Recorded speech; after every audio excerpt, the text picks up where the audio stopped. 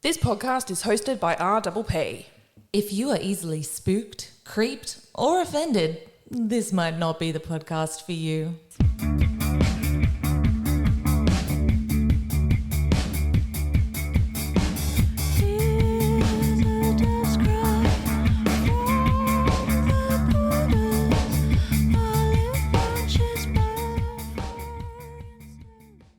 This week on I Think My Fridge is Haunted.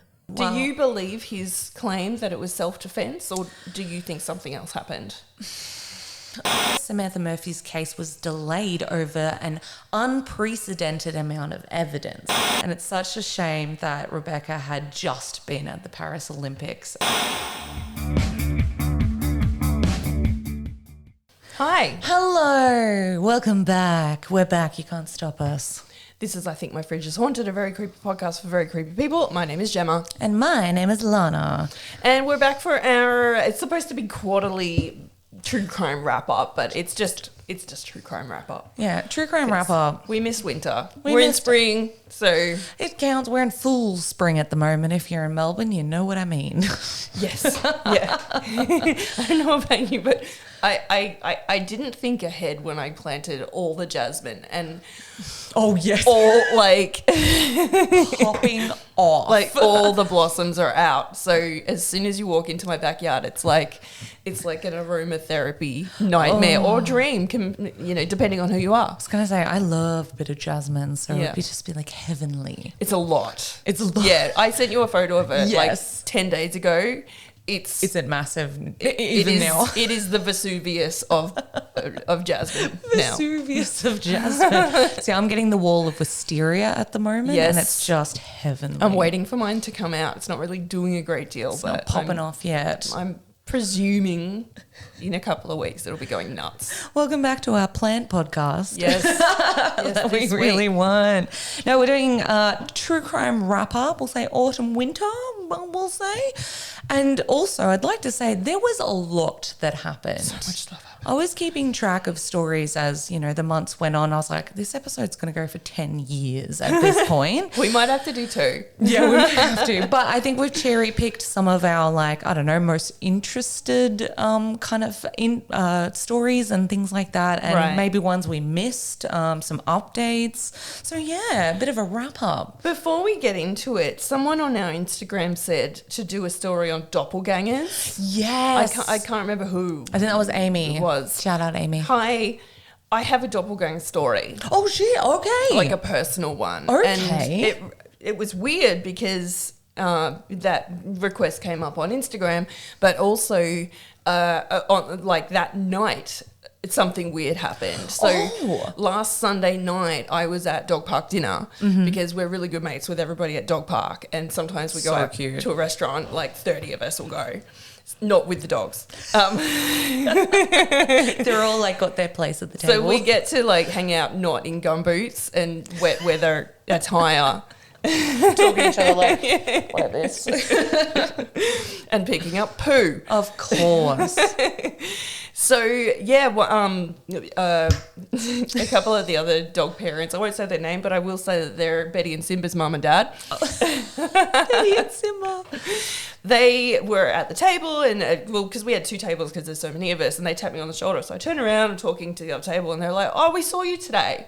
I go, oh, where? And they were like, oh, at so-and-so place. I said, they said that they saw me at the Red Hill Market. Okay. I was not there. Oh. Or they said, we saw you yesterday. I was like, I worked in Red Hill doing makeup for a bride on Friday. I was definitely not there on Saturday, and I didn't go to the market. They were like, no, it was literally you. It looked like you, and we were just, because we saw you, and then we thought, oh, we'll just get this stuff, and then we'll go and say hi, but then we couldn't find you again. Oh, my God. They walk among us. And I said, that's really funny that you say that. So my doppelganger, a few things have happened. Mm-hmm. About 20 years ago, I was working in the city, in the CBD. So I used to take the train in, and I used to get off at Parliament Station and walk down Burke Street. Mm-hmm. So I used to go up the escalator, and I don't know if it's there anymore, but there used to be a little coffee... just a little coffee stand. It was real cute. So you get off the train, you go up the escalator, you grab your coffee. Mm-hmm, mm-hmm. So I would sometimes grab a coffee there and then walk to my work. Well, this one morning, the person that was serving there said, "Oh, you're back." I was like, yeah, just want a coffee. And they're like, "Oh, no, but you've already been here this morning. Like, you've already finished your coffee." And I was like, no, I just got off the train, like, from the eastern suburbs. Like, I haven't been here this morning. They were like, "You literally ordered a coffee this morning." I was like, I didn't. I was like, there must be just someone that looks exactly like me. But I suppose when you're ordering coffee, though, you're using your name. You're saying coffee for Gemma. I wonder who this doppelganger's name is. Well, what if they're also Gemma by chance? Who knows? They're just trying to be you. A few weeks later, one of my best friends since I was 12, Camille, who used to work at the State Library. Yes. She rings me and she goes, "Why didn't you say hi back today?" I go, "What do you mean?" She goes, "I saw you at Flinders Street Station and I yelled, 'Gem, hi.' Yeah. And you didn't turn around." I go, "I wasn't at Flinders Street Station today." She's like, "I swear to God it was you." And this girl's known me since I was 12. Yeah, I was going to say, know you quite well, I would say. So I'm well aware that I've got a doppelganger. They're out there. They're out there. They're somewhere in Melbourne, and it's weird. And I'm not even surprised anymore when someone says, "I saw you today." I saw you. It's so weird that it's always places that I know, obviously, that you've been, but like that you were at Red Hill, like what, a day before. Right. You go to this coffee shop every day. Like, who is this? Yeah. Who is this woman? Like, it's a place where, yes, I normally frequent, but I wasn't there on that day. That's so strange. It's a thing. I am telling you, Totally a it's a thing. All right. Well, I'm going to keep an eye out for you in the wild.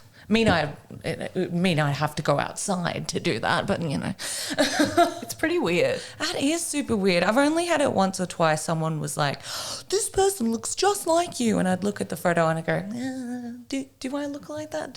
It's not quite there." So interesting, Right. It's only one Gemma in my mind, so that's all that matters. It'd be handy if there was two. Yeah, wouldn't it? Or maybe we'll have to look into some more of those like weird cryptidy kind of things, like doppelgangers. I'm really into the concept of interdimensional beings. Wouldn't it be cool if parallel universe Gem jumped over. But why is she doing it? Why is she here? She's here to help you. It's the whole like time traveler's dilemma thing going on. I don't know. Oh my gosh. Well, we've got a few things to talk about today. Let's get to it. Yeah, let's get to it. I can start if you like. Go for it. I wanted to do a very quick update. It's not really an update. I looked into seeing if our sword, Durandal, had been found. I've been thinking about it. Right? What's happened? Nothing. Oh. They still haven't found it. Still not found. While police can't yet figure out how someone extracted the sword, it has been removed before. So in 2011, the Cluny Museum in Paris exhibited this sword, which enjoyed a security detail during the transit. And then they just put it back in the then they just put it back in. So until now, we still don't know what's happened. We don't know where the damn sword is. Bring the sword back. What if it was someone that worked on that exhibit and they were like, "Oh, it's that easy to get it out? Cool, let's get it out. Let's go. That could be interesting, but I'll be on sword watch for the foreseeable future. Because you could, like, say if you worked in a museum or something like that, and you worked at, say, ancient Egypt exhibition or whatever. Yeah. Do you think it could be possible that people could reach out to you and say, "I have a client Yes. that would like to add this certain thing to their personal collection, and what would it cost for you to help us acquire this piece?" Well, that's when they're selling like what did they sell recently? I saw it's like Star Wars memorabilia. So there was Carrie Fisher's I can't remember which. This is so embarrassing as a Star Wars nerd. One of the beautiful necklaces Princess Leia wears, and they sold that for like In Return of the Jedi? Yes, right. It is at the very end when they're all getting presented their medals, and one of the medals was there. And is that the end of the first one? You mean? I think so. Right, This is embarrassing. I haven't watched them for a little bit. But they were selling like Han Solo's first blaster from like A New Hope and things like that. They sold for heaps, but it's all private collectors. Right. So I wonder if, like, talking about the Ferro exhibit at the moment, they're borrowing it from other museums. So I wonder if they can just be like, I have a very important client who is interested. Yeah. How much do you put on the price of history, though? How much do you put? Like, you could say anything. But, like, if they approach the right person, you know, who's on minimum wage. Very true. Maybe, I don't know, someone that's like the nighttime cleaner or something like that. That could, and they could be like, we'll throw in a couple of million for you. For you, yeah. It's very treasure hunter-esque, isn't it? You can go to South America and live out your life and have a wonderful life. Maybe that's what's happened. Maybe in a couple of years it'll surface that some rich dude's got this... Maybe someone just really wanted Durandal. Maybe so. Maybe they felt like I was a ancestor and I deserve it. Maybe it's that kind of case. Maybe, I don't know. It's just kind of sad that it's gone. We want to bring back the sword. Yeah. So I'll be on sword watch from now and then. We'll keep you. Yeah, we'll keep you up to date on the very important information about the sword. Yes. Yes. Okay. So I've also got a Samantha Murphy update happened. So over the last couple of months, I think it came out May 30th. So sources are from The Age and the Northern Daily Leader, which I don't know much about that news source. I'll have to find out more. But May 30th, Samantha Murphy's phone was found in a dam. Which was huge news. Massive. So the phone was found in the mud of a dam behind the Buninyong Golf Course, which is which was the closest last cell tower that the phone pinged from. Right. We all remember when it was happening, we got this ping on this tower and we all started going, oh, she's still alive, she's still alive. But it was the phone had been thrown. The phone had been discarded in that location. Yeah, that's right. So 7 News reported on the Thursday night that husband Mick Murphy had confirmed that his wife's iPhone, credit cards and license had been discovered in the mud at this small dam. Detectives and cadaver dogs also searched the area, the bushland area of 2.5 kilometres around the dam. So whoever wished to get rid of the phone needed only to pull over to the side of the road and toss it in this dam, basically from a fence. So divers discovered nothing more in the small dam and police have not made any comment on what they found. And this kind of led into, that was it for a while.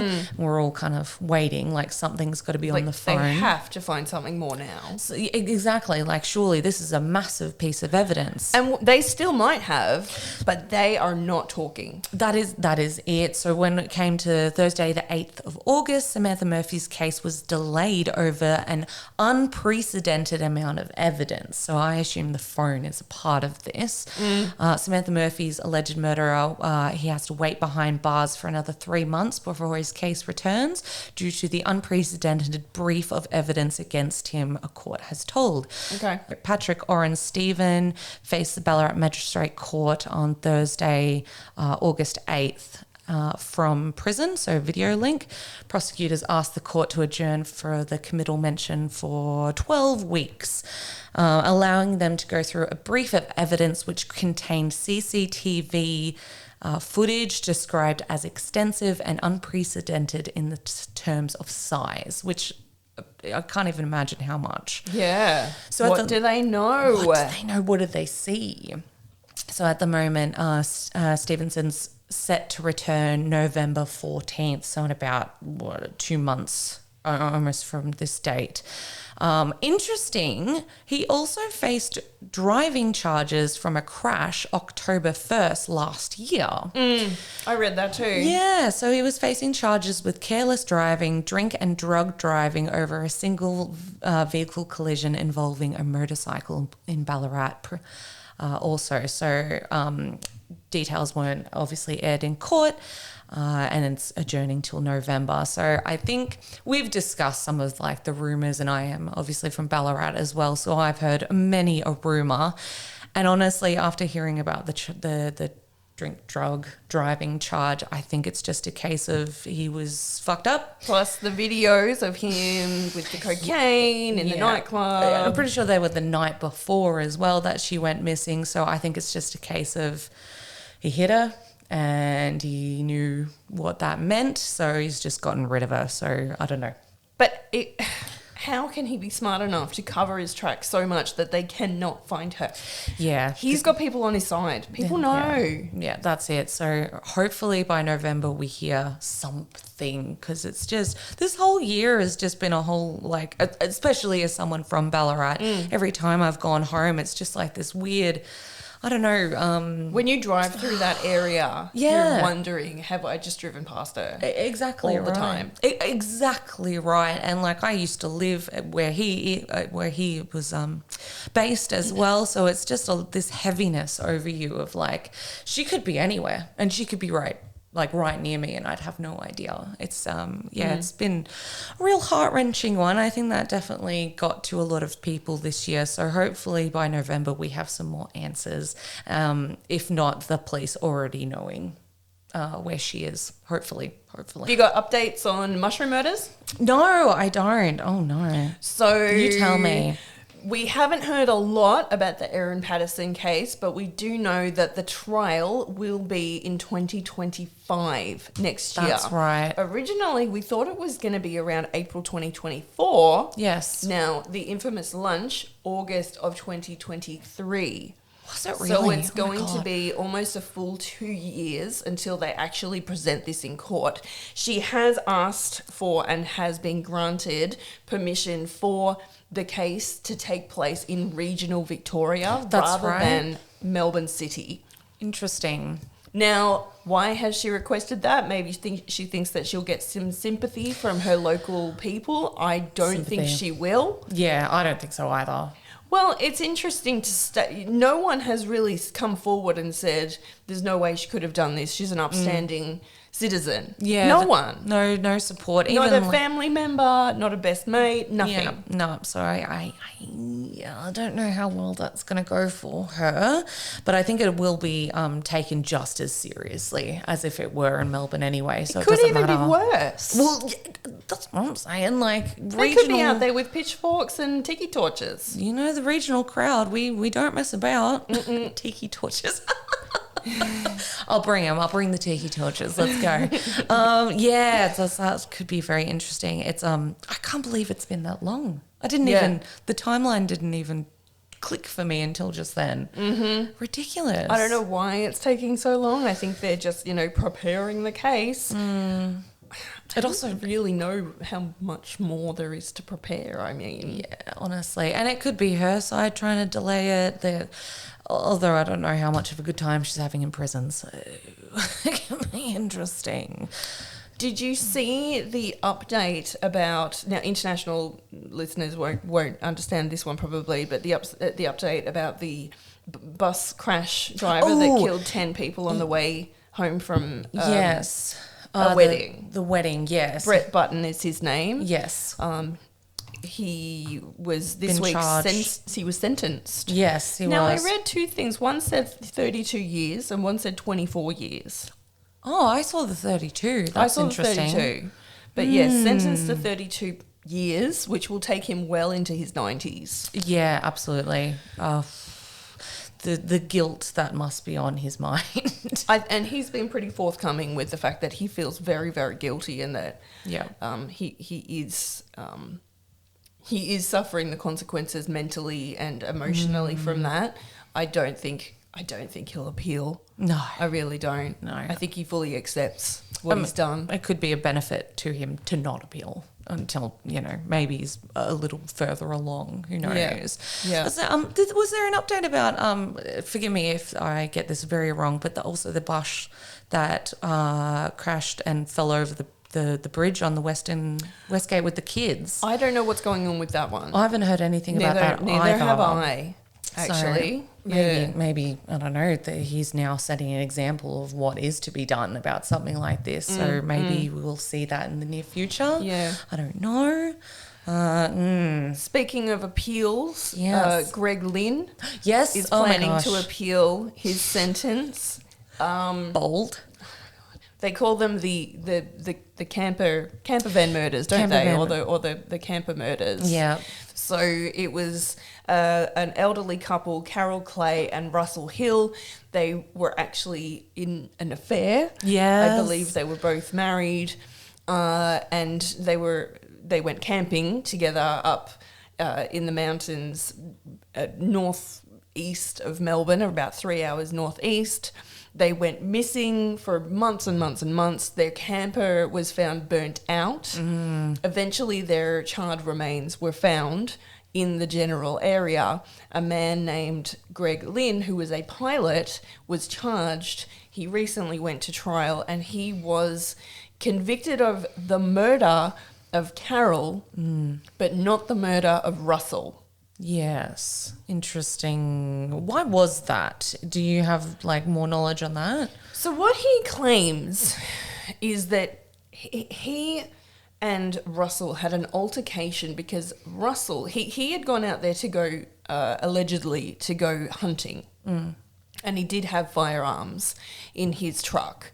He allegedly had an altercation with Russell because Russell was flying a drone around.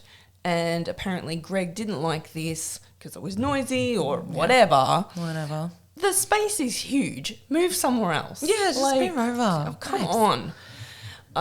He and Russell apparently got into a physical altercation then where Russell and him jostled over a shotgun. The shotgun went off, hit Carol in the head and killed her instantly. Right.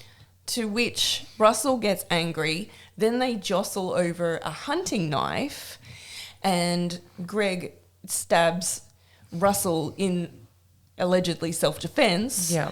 And he dies as well. Right. I see where they've been tried separately. Right. Well. So because it seems that Carol was murdered, but Russell, it was in self-defense. Yeah. So Greg then, I think he hid the bodies, went back home to West Melbourne, came back after a few weeks, set the bodies alight to try to get rid of it, the evidence. And apparently he did visit the area a few times. Right. A neighbour took footage of his car. He'd painted his car. And his wife, who's actually his second wife, took a video laughing at him for painting his car and joking that he might be that killer that they've seen on 60 Minutes and that he's trying to cover up his tracks. And apparently and they bugged his house. Right. To get conversations like these. And she just put it out in the open. Yeah, so she was making a joke of it and the bug caught him saying, "Oh, Dal, don't joke about that." Right, I see. So he totally did it. Then it comes out after his conviction. I mean, half an hour, 15 minutes later, I had the news websites open. I was refreshing them. All the news websites hit publish on this article about his previous family. So his wife from 30 years ago and his kids. Apparently she committed suicide in the front yard of their house. Yes. And it's come out that he was allegedly an abusive husband and that they had quite a tumultuous relationship. So I think the press had these allegations or this knowledge, but because of the jury and because of it could have ended in a mistrial if they had put this information out and the jury had read it. Yeah. It could have been a mistrial. So they waited until the sentence was given and then they put out all of this other alleged information about him. Yeah, because I saw, forgive me if not off the top of my head, but I saw something that was they were claiming to be brother and sister at some point. There was a family tie, but they actually turned out to be married. Are we going back to Carol and Russell? I think so. Was it them? Yes. Yes. So Carol and Russell, they had at one point, many, many years before, Russell had told his wife that Carol apparently was a cousin of his. Right. And when their families would go on camping trips, that they would disappear. That's what it was, right? I think I was getting who was who confused. It seemed like a lot of information came out after There's the a fact. lot of drama surrounding every person in this case. Yeah, that's a lot. That's a lot going on. Do you believe his claim that it was self-defense, or do you think something else happened?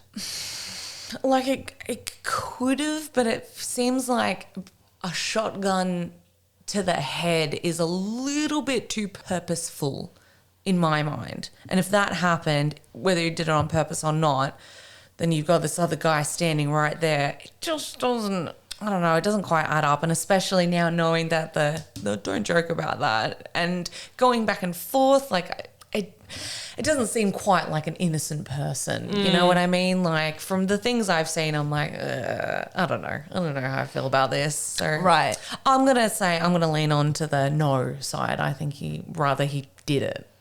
It's not quite self-defense. Like went in there in anger because this guy was ruining his serenity or whatever, and has gone in there. Maybe it just escalated too quickly, and then he went, "Oh fuck, all right, get rid of you as well." Like, from again speaking about Samantha Murphy, I just feel like life is stranger than fiction sometimes, and that's things just happen.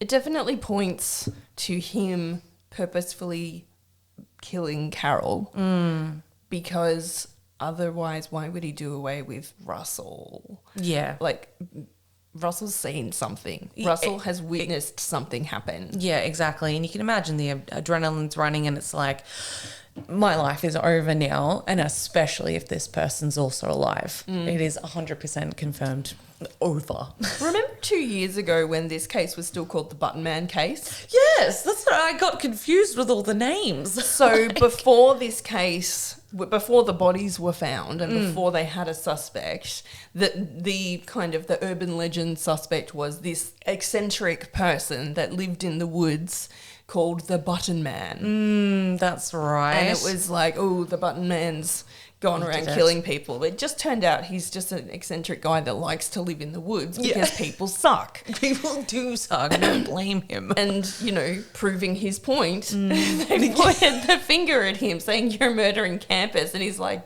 dude, I'm just having a chat with a wombat. Yeah.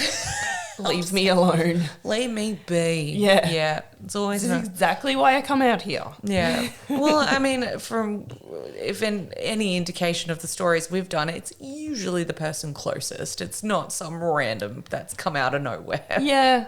Yeah. Speaking of, there was a few of those as well. We were meant to record last week, and then this week I was just saying to you, I should get her name as well. The poor bloody woman that got blended this week. There's just been a few. I did have a quick talk about the Ugandan Olympian that also died in a alleged horrible. Domestic violence attack as well. And he ended up dying too. Yes, it's just apparently her name was Rebecca Chiptegi. I apologize if I'm getting that wrong. She was allegedly set on fire by her partner, but apparently this has been a bit of a common thing among especially female Olympians in Kenya. Like this has Really? happened a few times. So the following year, Kenyan runner as well, Damaris Muthie, was allegedly strangled to death by her partner as well. He's still hiding from the police. It just seems to be men not wanting women to be successful.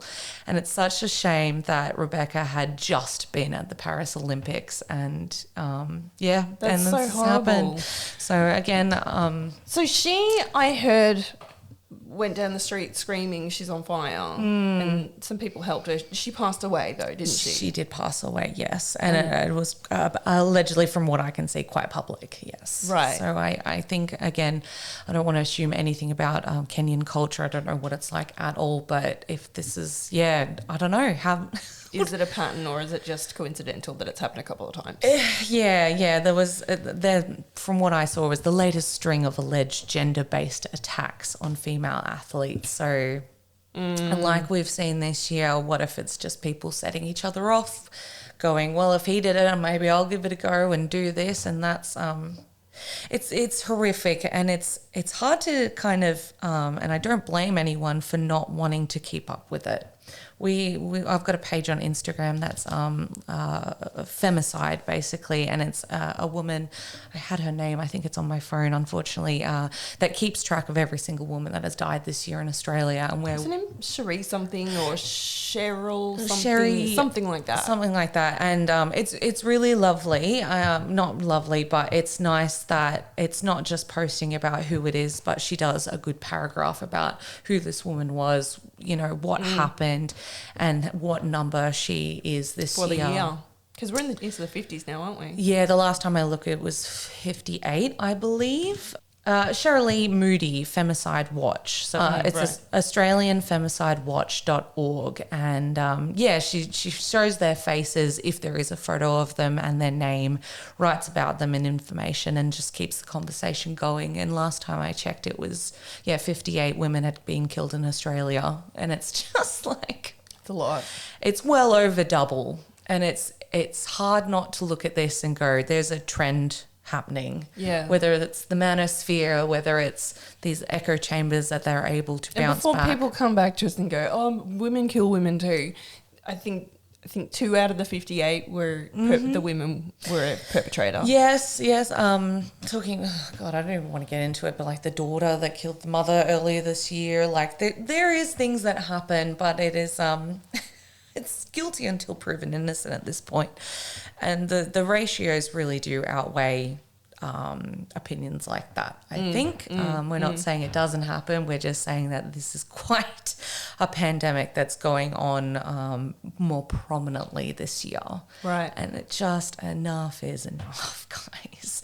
But I did want to touch on like a bit of good news, I'll say, moving through, because we have done a lot of discussions about domestic violence this year, and obviously Australia is talking about it a lot. So what's actually being done, what can be done, what is being done. But the National Cabinet has promised $4.7 billion to go into a plan to help the frontline family violence service workers. So a $4.7 billion package for family violence support workers has been agreed by the National Cabinet. The money provided will be ongoing funding for legal and support services, lift legal aid workers' pay, and go towards intervention programs for high-risk perpetrators. Just keep them in jail and we wouldn't have to. Also, don't let a current affair come to a safe house to interview a woman that's trying to escape her abusive partner, which happened about 2 weeks ago. It's just, use your brain for 2 seconds. You don't need that news story. No. You do not. No, it's a safe house. It's literally a safe house to escape someone. So basically what happens next is the funding will start to flow from July next year. That's really far in the future. So far in the future. People are in trouble now. Absolutely. They were in trouble yesterday. So it's going to be allocated amounts to the states, and then for the states to determine what to do with it, which is an interesting choice, I will say. I will say every time the government sort of allocates money, it always sounds good, but I think there's always a lot of it goes into the admin behind it, and it's a slow process, and there seem to be a lot of loopholes that people have to jump through in order to spend that money. Well, I fear that it's going to be much like the JobKeeper that happened in quarantine, is that a lot of businesses did find loopholes to benefit from. So hopefully the plans are very structured and there are lines where it has to be.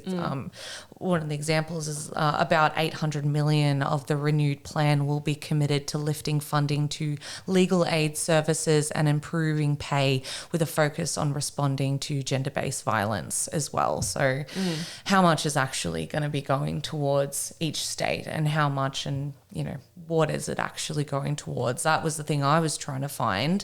So what is this money actually going towards? Some of the measures include such as age verification verification trials online, banning non-consensual deepfake porn, and support payments for anyone fleeing violent relationships, which I feel like is the biggest one. So it's multifaceted. It's multifaceted. I think they are taking a few different approaches, which is good. I did see, I think like yesterday, that some of the states are now implementing the deepfake porn like legal side of it and what actually happens, like jail time, things like that. So that's coming into play now. So there are a few things coming in, which is good. It's probably taken years to get there because AI has been around a couple of years now. But there actually are, consequences now to releasing deep fake videos of ex-partners and or using content that has been used in your personal relationship, right? Which is a huge one. Not the same, but like Megan Thee Stallion had a video earlier this year released for deep fake of her, and she was crying on stage, like in front of thousands of people, crying about it because it's just fucking horrible. No one wants that. No one needs that. Right. So the Prime Minister said, in particular, when the plan was released, so we're supporting critical frontline services, prevention efforts to stop violence from escalating, whatever that means, more support to children and young people who have experienced violence, which hopefully means, psychological support, making that more accessible, and also tackling the impacts of alcohol on violence as well. There was some discussions about whether they need to go into gambling laws and alcohol and tobacco, and like all of that is contributing. So I'm glad that they at least highlighted that is factors involved. True. Yep. So there is something coming, something at least is being done. It's not soon enough, obviously, but there is, again, we've mentioned in previous episodes, please, if you do need help, there is 1-800-RESPECT. So then the phone number for that, which is a completely like anonymous support network. So you can call, text, or even do videos. Just go to 1-800-RESPECT.org.au to get information about that and what can be done. I have a feeling that they are ramping up their services as well. So hopefully money goes towards helping them also. It's just some kind of good news. Hey, we need some action happening. Right.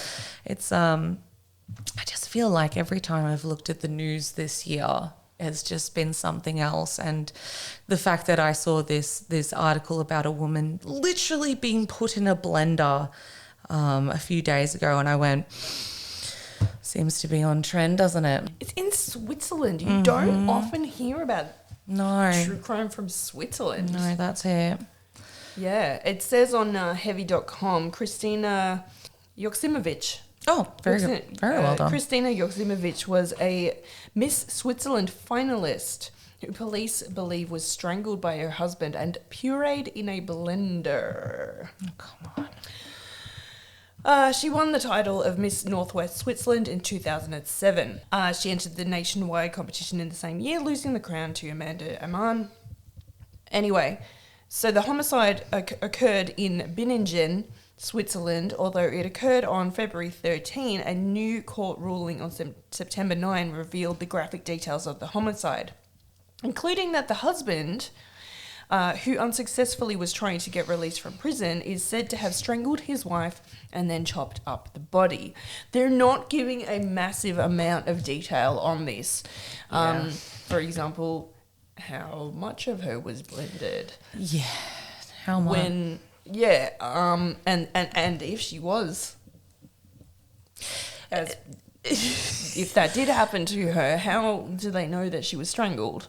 Exactly right. And who found it? Who found it out? I'll be interested if that gets expanded on. But again, from our Missed by the Media episode, it could be another one that unfortunately gets swept under the rug. But Here it says, according to the autopsy report, that must have been an interesting autopsy for the coroner. Yeah. The body was, quote, dismembered in the laundry room with a jigsaw, a knife and garden shears. Several body parts were then chopped up with a hand blender, pureed and dissolved in a chemical. So he's trying to make sure that there is no trace of her. The industrial hand blender he used, which he purchased for a scout house in Thun, happened to already be in the basement. And someone has said to me they seem like the perfect family, which they always say. Always say. Yeah. Good God. It just seems like more of the example of this echo chamber of like, well, if he did it, I can do it. And how can we ramp it up? Like, or get creative with it, if you will. Yeah, it doesn't say really anything of how she was discovered. The police believe the husband showed a noticeably high level of criminal energy, lack of empathy, and cold-bloodedness after killing his wife. The husband's previous partner accused him of running her over. Running over her foot with his car. Apparently, he was also accused of being violent towards his wife in the past and that she was trying to leave him. Apparently, there are photos of the victim with previous strangulation marks. This is another case of the keep them locked away. This shouldn't have happened. Like, oh, man. I feel like I've just gotten exhausted of shouting that into the void at this point. I'm sure many empathise. I think there's a lot more to this story than we're seeing. We don't know how she was discovered. Yep. I am going to go ahead and presume that he did the old she joined a cult. Yeah. She's left me for another man. I don't know where she is. I woke up and she was gone, or she said she was going for a jog and she never came back. I'm going to go ahead and presume that a lot of that has happened. Now, this article, which is only 3 days old, says that he has yet to be charged. Interesting. That says to me, maybe she was only just discovered as missing very, very recently, like this week. Yeah, very. I mean, if he's getting tried so quickly, surely. He's not being tried. He's in custody. Okay, yeah, beg your pardon. He hasn't even had charges filed. Right. God, okay. So I'm going to presume that for the past, say, 6 months, he's been telling people she's fine, she's gone overseas, she's traveling, she's taking some time out, and people have been asking questions. Maybe a family member has forced their way into the house. Yes. Maybe they've gone to the police and said, we need a welfare check. He can't prove that she is still alive. Maybe they've gone in with a dog. Yeah. And the dog has gone nuts in the laundry room. Yeah, something's been picked up. Maybe that blender, maybe he's gone crazy for the blender. Yeah. So it's grisly. It is grisly. And it's beyond just a husband murdering a wife. Like, that is beyond even that. Like, that's never good, obviously, but that is just blended and dissolved. Yeah. Not interested. Not interested in that. There's been a few of these very strange cases surfacing, especially in the last, month or so, I will say. There was another one that I would like to touch on because I think we will be seeing quite a bit of this. And just trigger warning for people, if you're listening already, you're probably okay and you might have seen this already, but I believe the French woman who has come forward who was drugged and raped by multiple of her husband's friends. Oh, I heard about that. Yeah. That's horrible. Apparently he sold her. Yes. So a man has gone to trial in France for repeatedly drugging and raping his wife, as well as arranging for dozens of other men to rape her. The defendant, named as 71-year-old Dominique P, is accused of recruiting strangers online to come to his home and sexually assault his wife, the victim, for over a decade. It's basically slavery. Yes, it is. Sex trafficking. Absolutely it is. Absolutely. I'm just trying to find her name. It's almost, I would completely rephrase that and say wife sex trafficked for a decade. For a decade, yeah. It needs to by be husband or something like that. Yeah, it needs to be phrased Because, that way. yeah, that headline suggests that it's maybe happened on a one-off occasion, not that it's, you know, systematically taken place. Because, that is... that's slavery. That's slavery. Slavery and trafficking. Her name is Giselle Pelcott. I'm sure it sounds much nicer with a French accent, but to her credit, from what I've seen, she wants all of it to be public. Good. That's how I saw it. Is she's standing at the front of the courthouse. She's got sunglasses on, and she's just saying that this needs to be a public hearing and a public case. Yep. Because stop it from happening. And she's a very, very brave woman. I don't know when she found out that this was happening, giving her account of the traumatic betrayal she's experienced, of course. But yeah, she wants it to be all public. So kudos to her, and I hope we hear more about what happens, and I hope he goes to jail for the rest of his life, as well as whoever else was involved. But it's nice in a way to see women just standing up and going, well, no, this won't be swept under the rug. I won't let it. And then re-traumatizing themselves, having to go through it God knows how many times. Just stand there and say, yeah, no, everyone should know about this. I won't be keeping quiet. I completely agree. I completely agree. So hopefully we'll see more from Giselle in the future.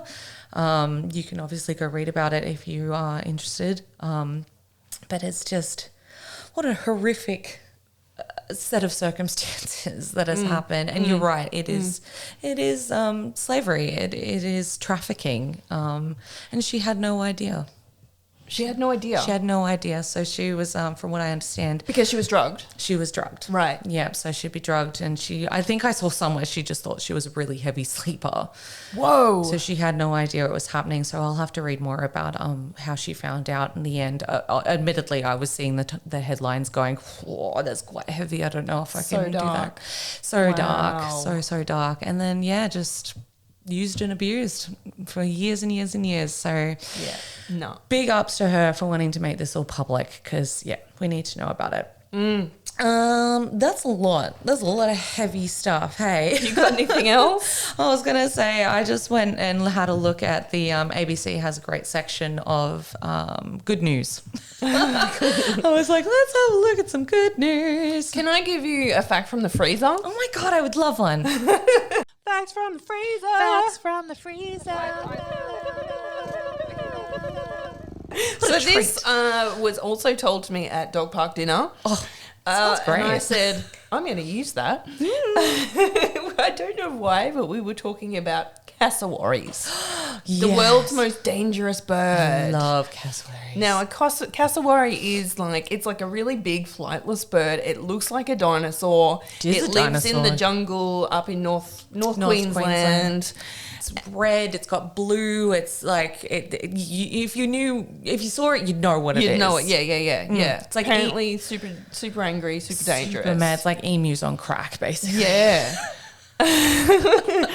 Apparently, the last recorded death of a human by a cassowary was in 2019. So it happens. Now, this guy, it actually wasn't in Australia. Okay. Take one guess where it was. England. Oh, no. No, it was in Florida. Yeah, that makes sense. Damn it. Of course that makes sense. Of course it was Florida. He was keeping it as a pet and it killed him. Oh, and it killed him.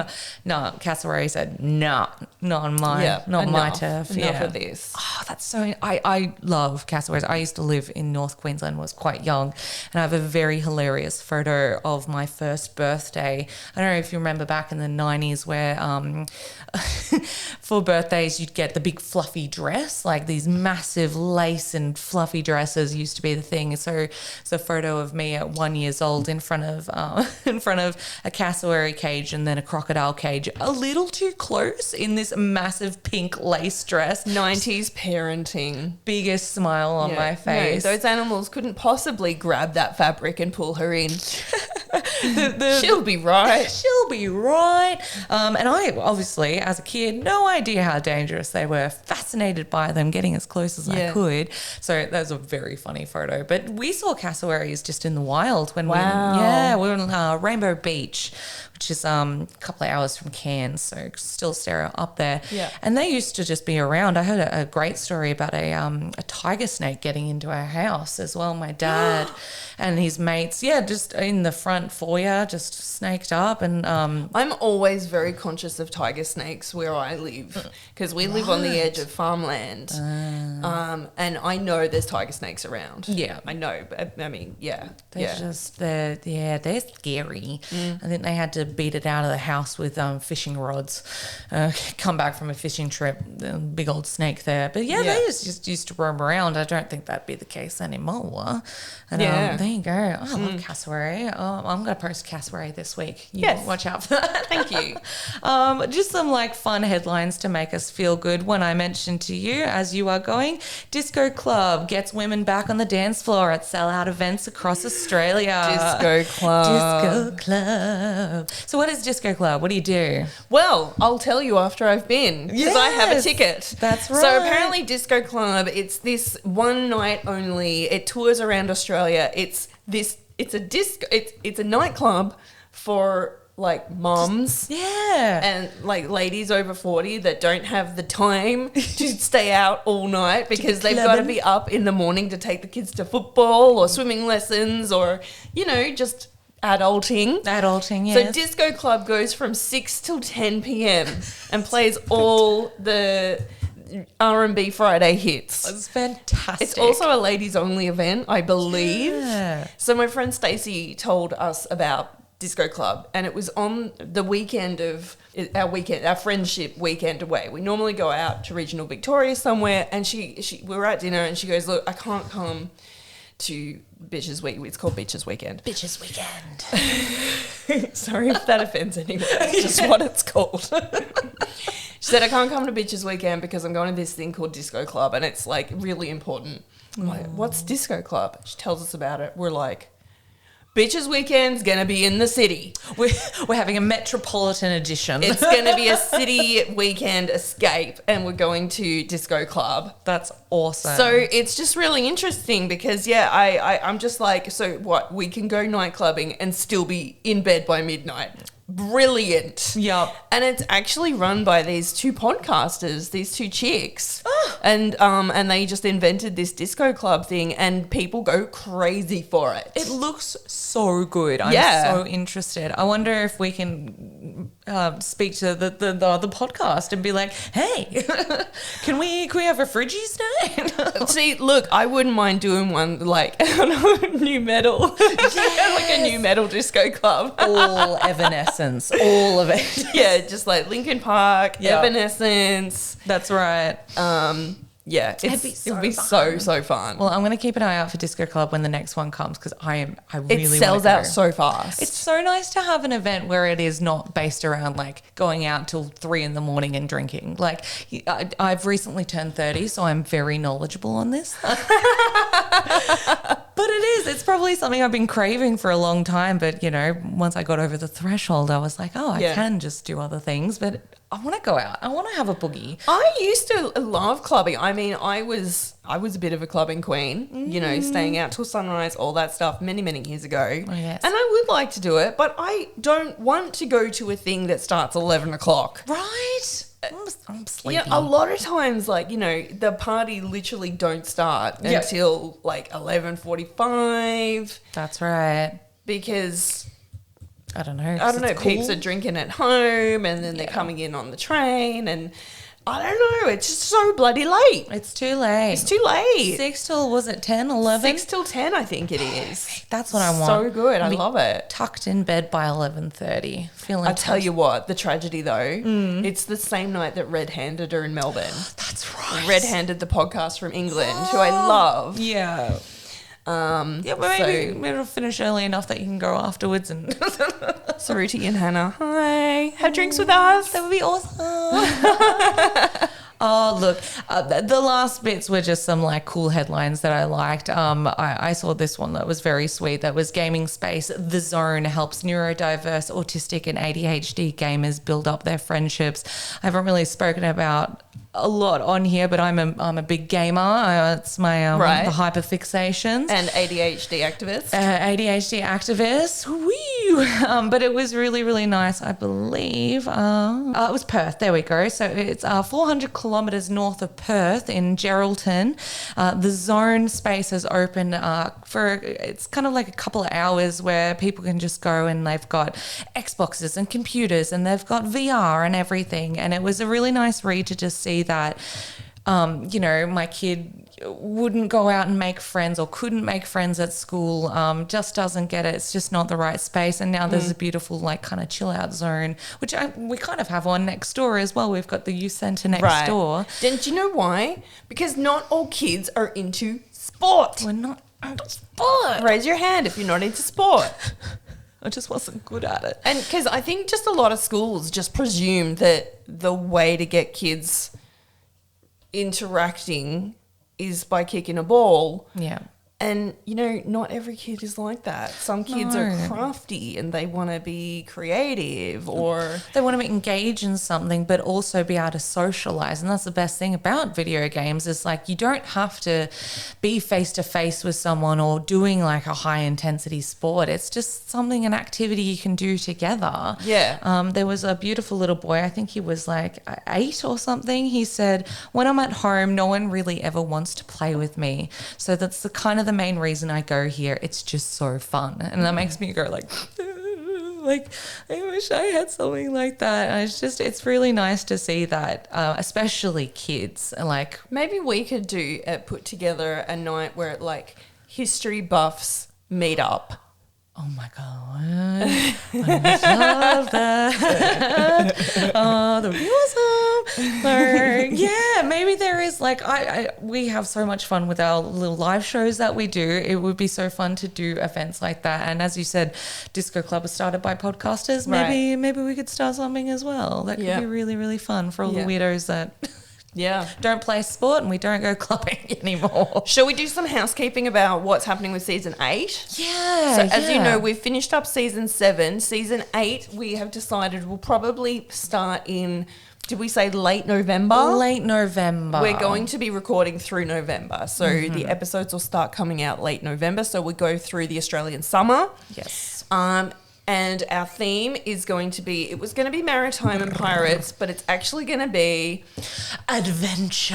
Adventuring through just get some different stories going. So if you have any ideas or something you would love to see, or a really cool tidbit or story, please send it through. We would love to just have interact more and tell stories that you want to hear as well. So that would be awesome. So we're going to have a lot of different examples of people that have been on an adventure.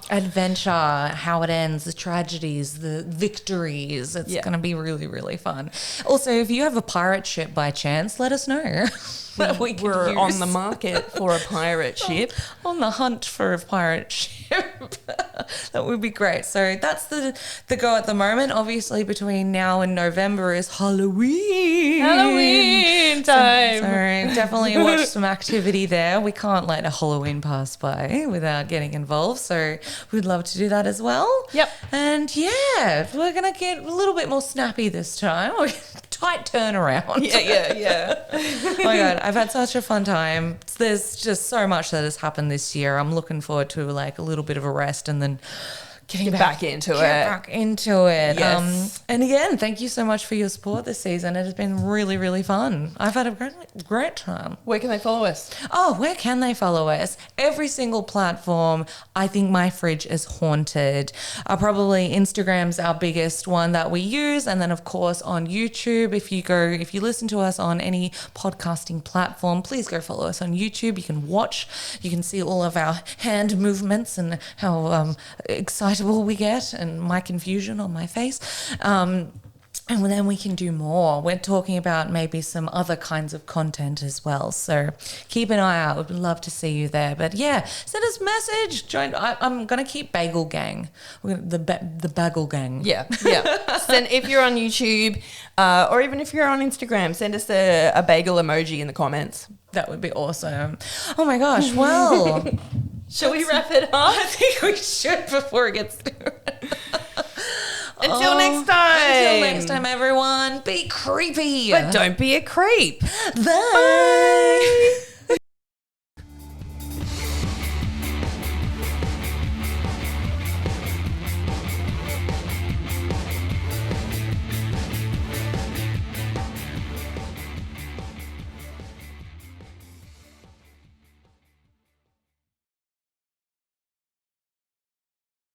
Are you ready to dive into the depths of intrigue and unravel the caffeinated enigmas that surround us?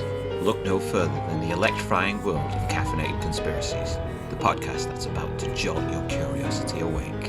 Join us for a caffeine-fueled adventure where every sip and every secret is a clue waiting to be deciphered.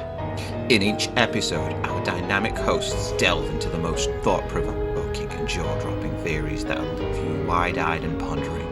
From mysterious artifacts all the way to the depths of the ocean, cover-ups, conspiracies, the unknown, all with a cup of coffee. Available on all major podcast platforms. Subscribe now and stay tuned for mind-blowing episodes that will leave you questioning everything. Remember, truth is stranger than fiction. So let's dive into the mysteries together.